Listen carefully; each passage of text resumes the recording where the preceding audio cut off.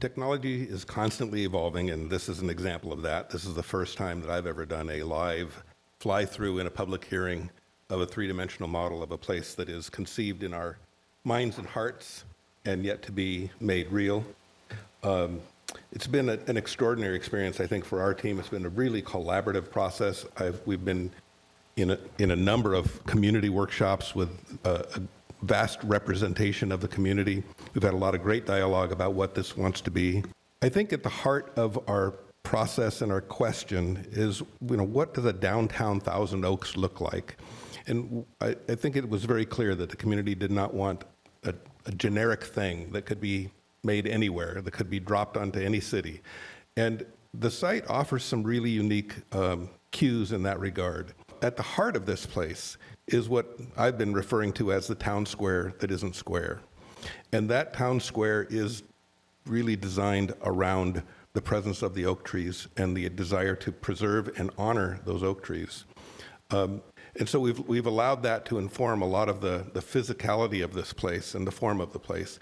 You see, along Thousand Oaks Boulevard, the mixed-use buildings have a commercial at the ground floor, a residential, apartments above. There is an important component in this that we haven't gotten into, and that has to do with affordable housing.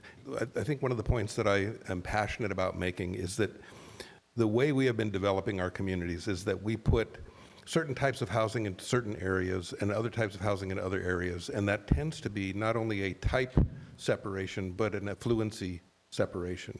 So you get communities where there's a lot of very expensive houses and communities where there's more, lesser expensive houses and lesser expensive apartments.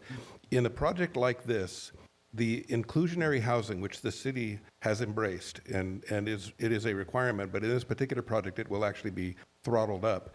That inclusionary housing means that people of many economic stratas will be living together in a building under a roof, sharing, for example, a terrace that overlooks the town square. We don't have that kind of opportunity in our communities right now. That's just not a very common occurrence. But every one of these mixed-use buildings has that common terrace. This terrace is open to everyone who lives in the building. And I just find it extraordinary that we have the opportunity to create that kind of inclusivity into these projects. And this is happening.